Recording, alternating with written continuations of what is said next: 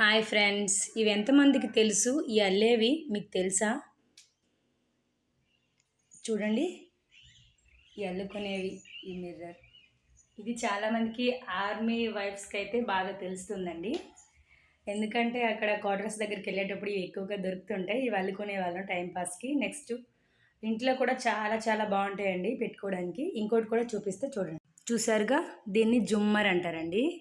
హాల్లో ఇలా పెట్టుకోవడానికి జుమ్మర్.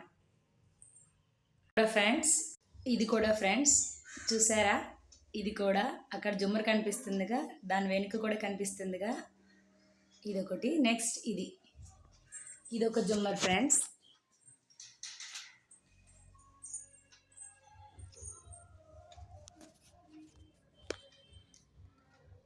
కనిపిస్తుందా?